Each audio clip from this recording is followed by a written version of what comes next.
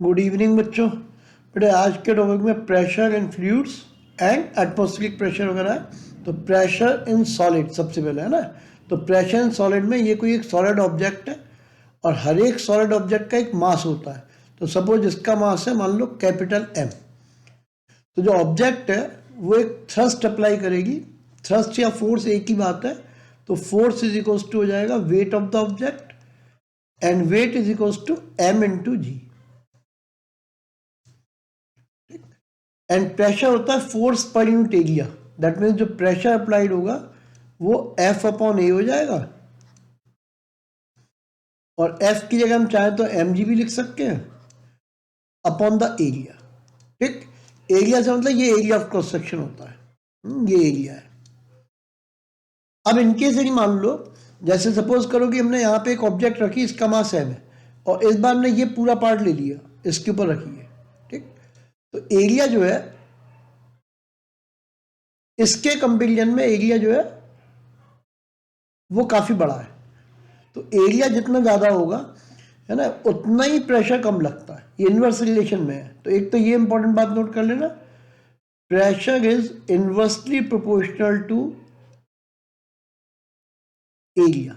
Large area less pressure. तो मैं यहाँ लिख भी देता हूँ, pressure is maximum when area minimum. जब एरिया सबसे छोटा होगा तो प्रेशर सबसे ज़्यादा होता है। And pressure is minimum when area is maximum. For example कोई नेल है, शार्प है, शार्प नेल का एरिया बहुत कम होगा तो प्रेशर बहुत हाई लगेगा। यदि नेल ब्लंट होगी तो एरिया बहुत बड़ा हो जाएगा और एरिया बड़ा होने से प्रेशर लेस हो जाएगा, है ना। तो एक तो इस तरह के एग्जाम्पल आते हैं एग्जाम में जिसमें ब्रॉड एरिया होगा। जैसे ट्रक है, ट्रक में 4 टायर होंगे पीछे की तरफ, तो एरिया बढ़ गया, प्रेशर लेस हो जाएगा, है ना। तो इस तरह के एग्जाम्पल होंगे। नाइफ है, यदि शार्प है तो एरिया लेस, यानी कि ज़्यादा प्रेशर लगेगा।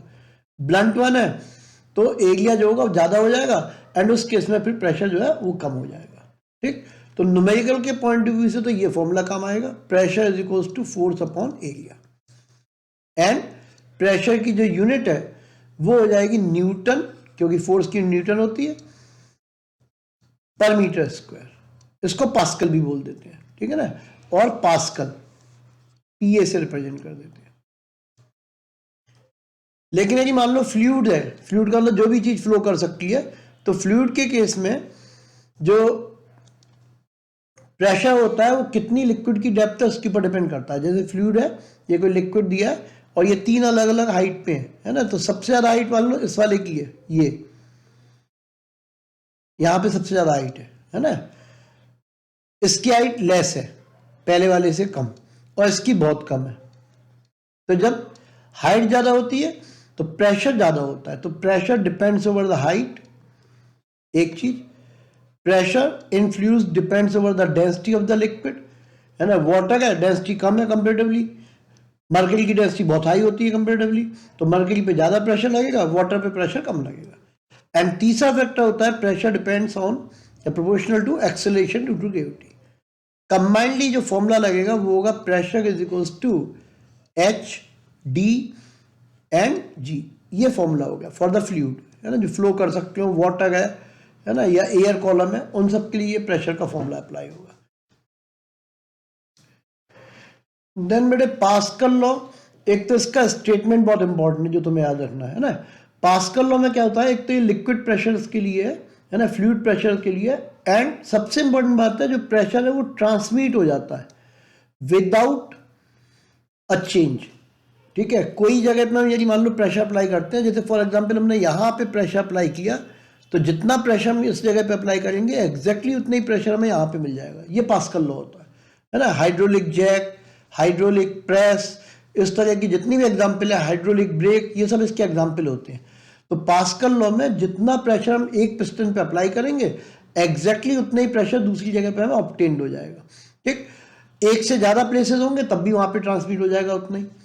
इसका मतलब ये हुआ प्रेशर एट वन प्लेस से P1 है, हमने P1 प्रेशर अप्लाई किया किसी एक छोटे से पिस्टन पे और वो ट्रांसमिट हो जाएगा किसी बड़े पिस्टन P2 पे, है ना। जैसे यहाँ पे देख लो, ये एक छोटा पिस्टन है, इसका एरिया कम है और यहाँ पे हमने बड़ा एरिया ले लिया, ठीक।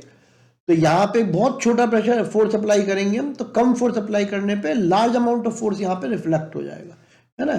तो बहुत छोटा बच्चा भी चाहे तो किसी बड़े से बड़े पहाड़ को उठा सकता है ना। ये कि मान लो पिस्टन का एरिया बहुत बड़ा ले लें और जहाँ पे हम फोर्स अप्लाई कर रहे हैं वो बहुत छोटा ले लें, तो एक लार्ज अमाउंट ऑफ वेट हम लिफ्ट करा सकते हैं। तो पास्कल लॉ के अकॉर्डिंगली P1 एंड P2 दोनों आपस में इक्वल होते हैं। अभी इससे पहले हमने प्रेशर का फॉर्मूला पढ़ा था, वो था P = F/A। मान लो पिस्टन 1 है ना, ये प्रेशर का फॉर्मूला है। तो वहाँ पे P1 जो हमने प्रेशर अप्लाई किया वो हो जाएगा अप्लाइड फोर्स कितनी है, दैट इज F1 अपॉन कितने एरिया पे अप्लाई की, है ना, ये हो जाएगा the area is A1। And दूसरे बड़े वाले प्रेशर पे जो फोर्स अप्लाई होगी वो होगी F2 एंड प्रेशर निकालने के लिए एरिया से डिवाइड करते हैं तो एरिया हो जाएगा A2, ठीक। दैट मीन्स जो पास्कल लॉ है इसके लिए जो फॉर्मूला काम करेगा वो ये फॉर्मूला हो गया बेटे, F1/A1 = F2/A2, ये फॉर्मूला अप्लाई होगा, ठीक। यदि कभी सर्कुलर, जैसे यहाँ पे सर्कुलर है पिस्टन, है ना, सर्कुलर पिस्टन होता है तो फिर एरिया सर्कुलर पिस्टन के लिए एरिया = πr² लेते हैं। तो ये कहीं नोट कर लेना, है ना, फॉर सर्कुलर। यदि मान लो सर्कुलर पिस्टन है तो सर्कुलर पिस्टन के लिए जो हमें एरिया लेना पड़ेगा, एरिया = πr² के बराबर लेंगे। अब इन फॉर्मूलों के ऊपर बेस कुछ अच्छे न्यूमेरिकल्स हैं बेटे, है ना, जो एग्जाम में अक्सर आते रहते हैं, और इसमें कन्वर्जन बहुत जरूरी है।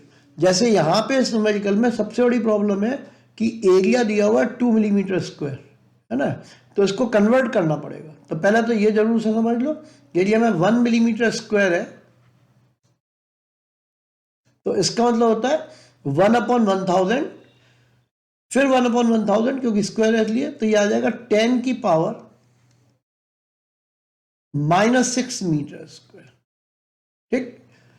ये हमें मीटर² में इसलिए लेना पड़ेगा क्योंकि ऐसा यूनिट हमें यूज करनी है। अब क्वेश्चन में क्या क्या दिया हुआ है, हैमर है वो फोर्स अप्लाई करता है 1.5 न्यूटन की, that means F is given, F = 1.5 Newton. और दो नेल की बात कर रहा है ये, एक तो A है और एक B है, तो नेल A एंड B, ये दो तरह की नेल दी हुई है। दोनों का एरिया दिया हुआ है ना, इसका एरिया दिया है A1 कह सकते हैं हम, वो दिया 2 × मिलीमीटर को चेंज कर देंगे 10 की पावर -6 और यूनिट हो जाएगी मीटर²।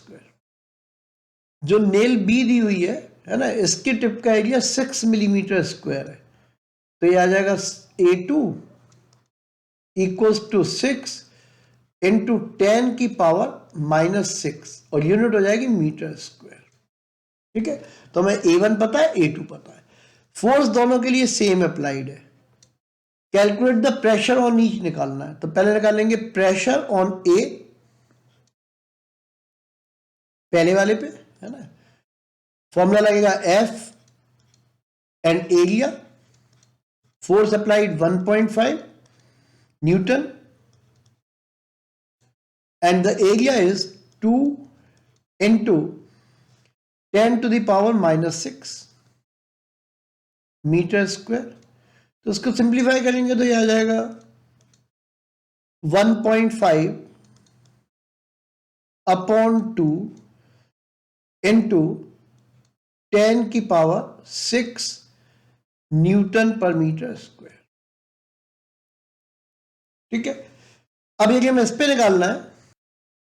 अब इसमें बेटे P प्रेशर नेल B पे जो अप्लाई होगा वो हो जाएगा F/A and equals to force वही रहेगी 1.5 न्यूटन एंड एरिया है 6 × 10⁻⁻⁶ मीटर²। फर्दर इसको सॉल्व करेंगे तो यह आ जाएगा 1.5/6 मल्टीप्लाई बाय 10 की पावर 6 Nm/m², या पास्कल भी बोल सकते हो। इसको सिंप्लीफाई करना चाहोगे तो आएगा 7.5 × 10⁵ पास्कल Nm/m² या पास्कल, और इसको सॉल्व करेंगे तो आएगा 2.5 इंटू 10⁶ पास्कल। ठीक, एक और अच्छा क्वेश्चन है बेटे, इसमें दिया हुआ है अ ब्लॉक ऑफ आयरन मास, है ना, तो मास तो एक तो ही दिया हुआ है, तो हम लिख देंगे m is equals to 7.5 kg, ये तो मास दिया हुआ है। ठीक, एंड डायमेंशन दी हुई है 12 सेंटीमीटर, 8 सेंटीमीटर एंड 10 सेंटीमीटर, ये तो टोटल डायमेंशन है। बट किसके ऊपर टिका हुआ है, वो बेस दिया है उसका 12 सेंटीमीटर बाई 8 सेंटीमीटर, यानी कि हमें एरिया जो गिवन है ये 12 सेंटीमीटर यानी कि 12/100,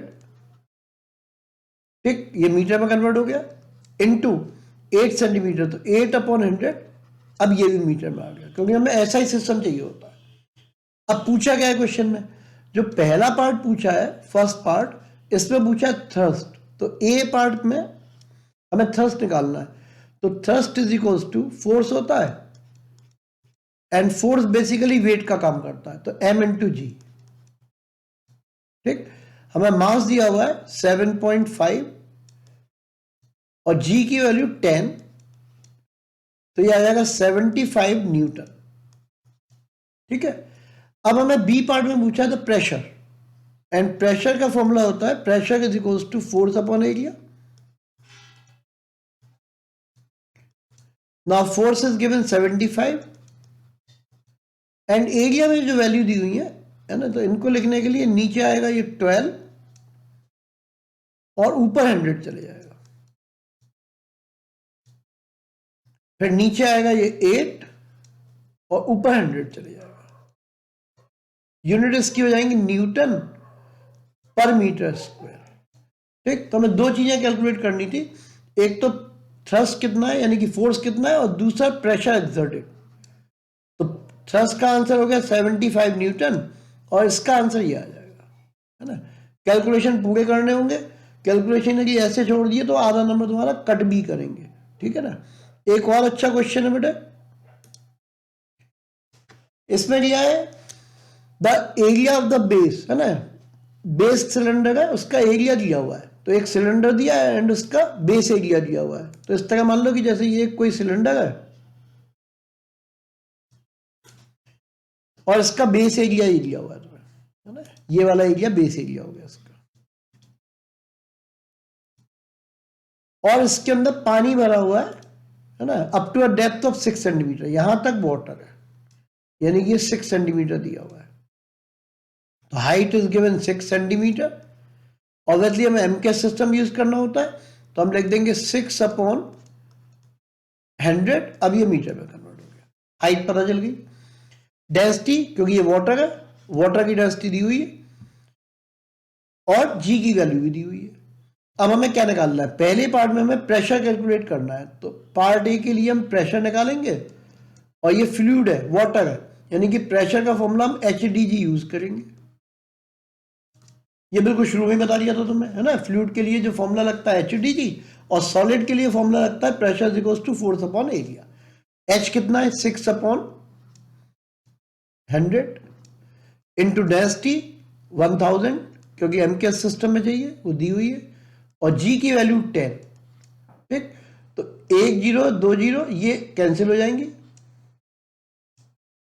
और जब मल्टीप्लाई करेंगे तो प्रेशर आ जाएगा 600, चाहो तो पास्कल लिखो या न्यूटन पर मीटर स्क्वायर, तो ये आ गया, प्रेशर पता चल गया। अब सेकंड पार्ट में इसने पूछा है व्हाट इज द थ्रस्ट, है ना, ये आंसर जरूर लिख दिया करो बेटे, जिससे उसको ढूंढने का कोई टाइम ही नहीं खर्चो, तुरंत आंसर मिल जाए। अब हमें पूछा है थ्रस्ट कितना होगा, तो थ्रस्ट निकालने के लिए, है ना, हमें फॉर्मूला लगाना होगा pressure is equals to force upon area, है ना, फोर्स जो होता है वही थ्रस्ट होता है, दैट मीन्स जो फोर्स की वैल्यू आएगी इक्वल्स टू हो जाएगी प्रेशर इनटू द एरिया।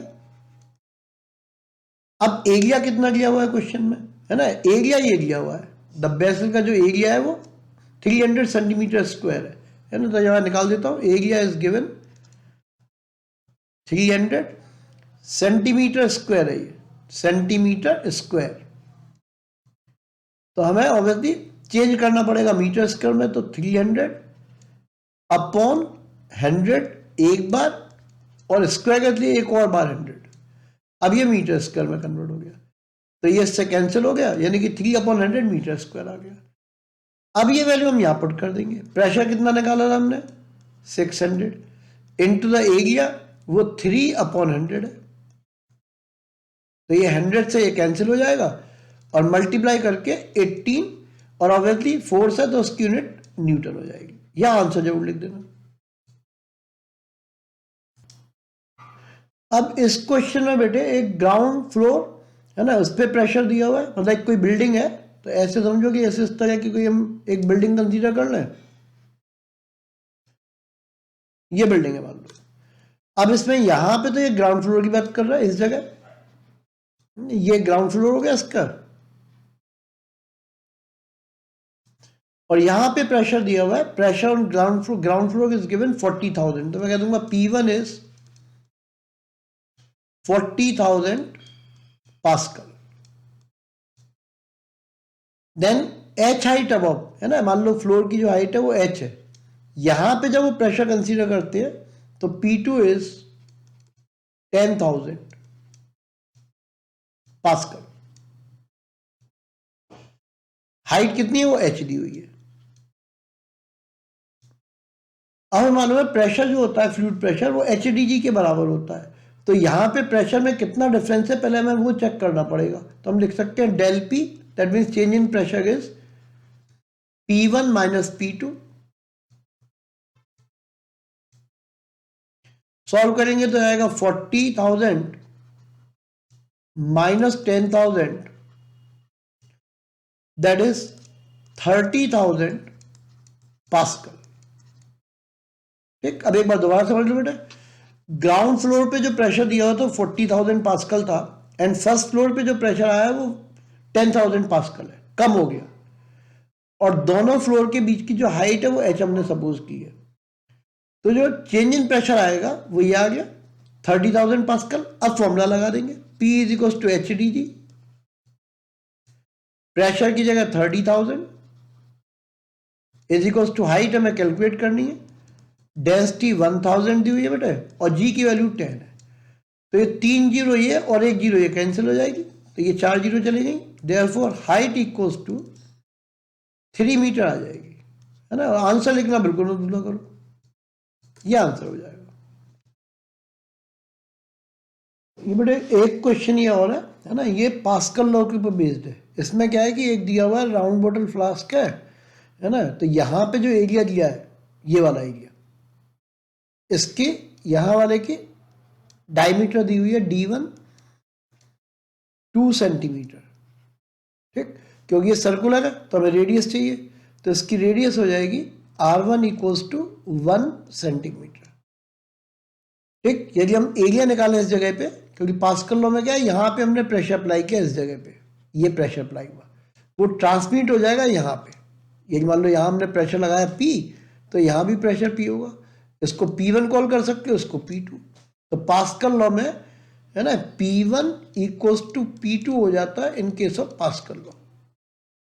जब हम फ्लूइड पे प्रेशर लगाते हैं तो पूरा का पूरा प्रेशर ट्रांसमिट हो जाता है दूसरे प्लेस पे। ठीक, अब हमने क्या किया, इसका डायमीटर यहाँ वाले का दिया हुआ था 2, रेडियस निकाल लिया, तो एरिया आ जाएगा इसका A1 is equals to pi R square और पाई इंटू 1 इंटू 1। यूनिट हमने सेंटीमीटर स्क्वायर की रख ली क्योंकि वो दोनों तरफ अप्लाई होगा। अब इस वाले के लिए निकालेंगे तो डायमीटर D2, मतलब इस प्लेस का जो डायमीटर दिया है वो D2 है, और ये 10 सेंटीमीटर गिवन है ना, 10 सेंटीमीटर।